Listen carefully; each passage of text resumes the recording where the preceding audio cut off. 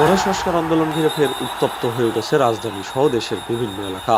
রাজধানীর উত্তরায় এবং হবিগঞ্জে পুলিশের সঙ্গে সংঘর্ষে হতাহতের ঘটনায় হঠাৎ করেই ঘোলাটে হয়ে উঠেছে আইন শৃঙ্খলা পরিস্থিতি।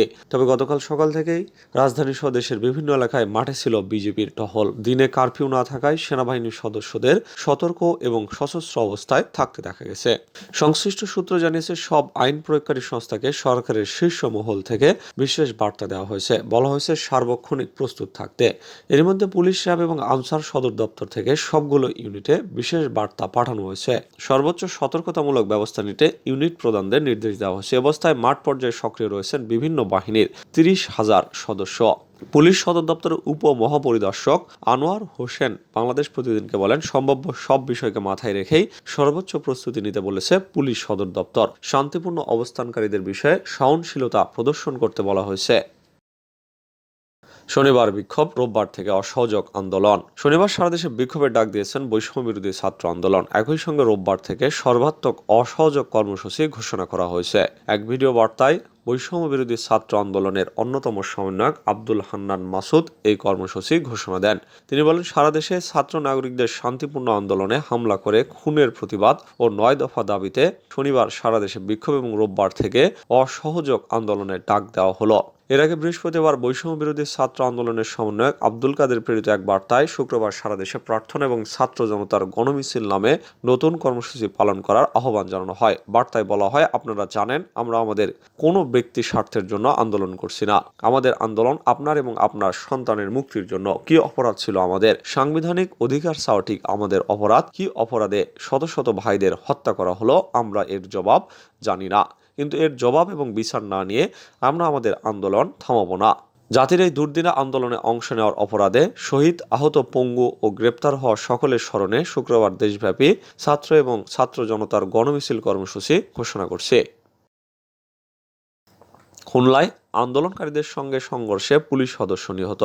খুলনা বিশ্ববিদ্যালয় এলাকায় শুক্রবার বিকেল থেকে সন্ধ্যা পর্যন্ত বৈষম্য বিরোধী আন্দোলনকারীদের সঙ্গে পুলিশের 3 দফায় সংঘর্ষ হয়।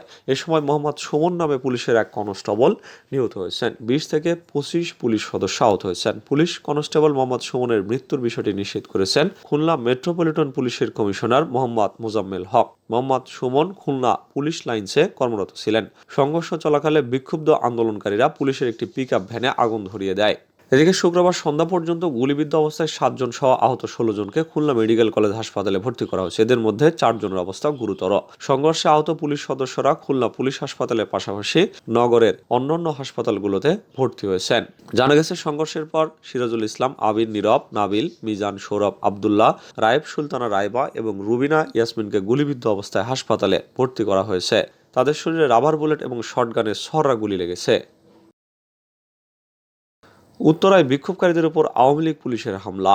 রাজধানীর উত্তরায় বিক্ষোভকারী শিক্ষার্থীদের সঙ্গে পুলিশ এবং আওয়ামী লীগ নেতাকর্মীদের পাল্টাপাল্টি ধাওয়ার ঘটনা ঘটেছে। এক পর্যায়ে বিক্ষোভকারীদের ছত্রভঙ্গ করতে সাউন্ড গ্রেনেড ও কাঁদানে গ্যাসের শেল নিক্ষেপ করেছে পুলিশ। উত্তরার জমজম টাওয়ারের সামনে আন্দোলনকারীদের সঙ্গে পুলিশের সংঘর্ষের এই ঘটনা ঘটে। এছাড়াও উত্তরার 11 নম্বর সেক্টরেও সংঘর্ষ ছড়িয়ে পড়ে। শুক্রবার বিকেল 4:30টায় উত্তরার জমজম টাওয়ার মোড় এবং 11 নম্বর সেক্টরে মাইলস্টোনের সামনে গণমিছিলের সময় এই সংঘর্ষ হয়। তাদের এই কর্মসূচি সামনে রেখে পুলিশ এবং আওয়ামী লীগের সমর্থকরা উত্তরার 11 নম্বর সেক্টরে জমজম টাওয়ারের সামনে অবস্থান নেয়। অন্যদিকে শিক্ষার্থীরা মাইলস্টোন কলেজের সামনে অবস্থান নেয়।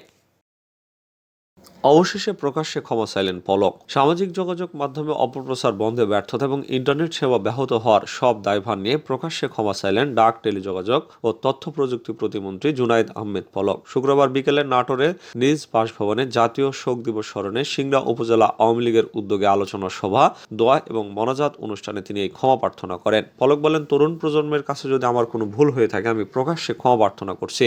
ইন্টারনেট ব্যাহত হওয়া এবং সামাজিক মাধ্যমে গুজব প্রতিরোধে ব্যর্থ হওয়ার দায় আমি নিজের কাঁধে তুলে নিচ্ছে। প্রধানমন্ত্রী শেখ হাসিনার যে কোনো সিদ্ধান্ত মেনে নেওয়ার জন্য প্রতিশ্রুতি দিচ্ছে। তিনি বলেন, যেভাবেই হোক ছাত্রছাত্রী এবং কিশোর কিশোরীদের সঙ্গে আমাদের যে দূরত্ব এবং ভুল বোঝাবুঝির সৃষ্টি হয়েছে সেটা দূর করার উদ্যোগ গ্রহণ করতে হবে। সেটা আমাদের ঘর, প্রতিবেশী এবং প্রতিষ্ঠান থেকে করতে হবে। ছাত্রছাত্রীদের চোখের ভাষা বুঝতে হবে।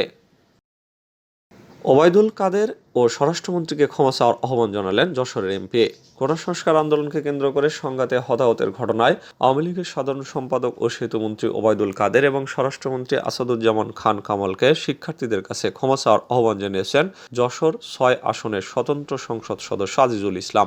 একই সঙ্গে শিক্ষার্থীদের প্রতি সমবেদনা জানিয়ে বর্তমান পরিস্থিতিতে দ্রুত আলোচনার পরামর্শ দিয়েছেন তিনি। বৃহস্পতিবার KM আজিজ নামে নিজের ফেসবুক পোস্টে এই আহ্বান জানান সংসদ সদস্য। সাধারণ শিক্ষার্থীদের মনের কষ্ট দূর করতে এই মুহূর্তে করণীয় কি শিরোনামে দীর্ঘ পোস্ট দেন তিনি। আজিজুল ইসলাম কেশবপুর উপজেলা ছাত্রলীগের সাবেক নেতা। দ্বাদশ জাতীয় সংসদ নির্বাচনে যশোর ৬ আসনে জেলা আওয়ামী লীগের সাধারণ সম্পাদক শাহিন চাকলাদারকে পরাজিত করে তিনি সংসদ সদস্য নির্বাচিত হন। পোস্টে তিনি লেখেন, যেভাবে চলছে তাতে পরিস্থিতি স্বাভাবিক হতে অনেক সময় লেগে যাওয়ার কথা। সাধারণ শিক্ষার্থীদের গ্রেপ্তার কোনো সলিউশন হতে পারে না। আমি মনে করি যেসব শিক্ষার্থীর কোনো রাজনৈতিক পরিচয় নেই তাদের গ্রেপ্তার করাটা অযৌক্তিক। পরিস্থিতি স্বাভাবিক করতে চাইলে সাধারণ শিক্ষার্থীদের ধরপাকড় করাটা মোটেও সুখকর হবে না। এই মুহূর্তে সরকারের উচিত যেসব সাধারণ শিক্ষার্থী গ্রেপ্তার হয়েছেন তাদের নিঃশর্তভাবে মুক্তি দিয়ে বিশ্ববিদ্যালয়গুলোর ভিসি, শিক্ষামন্ত্রী, আইনমন্ত্রী, অভিভাবক, আন্দোলনকারীদের সমন্বয়ক ও জাতীয় অধ্যাপকদের নিয়ে শিক্ষাঙ্গনের পরিস্থিতি ফেরাতে একটি সর্বজনীন ডায়ালগের ব্যবস্থা করা।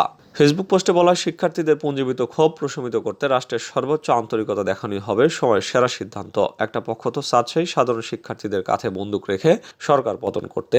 দুষ্কৃতিকারীদের সেই সুযোগও নষ্ট হবে এরকম কিছু করলে। সবচেয়ে পরিতাপের বিষয়, যে দুইজন লোকের উপর শিক্ষার্থীদের সবচেয়ে বেশি ক্ষোভ, সেই ওবায়দুল কাদের এবং স্বরাষ্ট্রমন্ত্রীকে এখনো শিক্ষার্থীদের কাছে দুঃখ প্রকাশ করতে দেখলাম না। অবশ্যই শিক্ষার্থীদের কাছে তাদের ক্ষমা চাওয়া উচিত।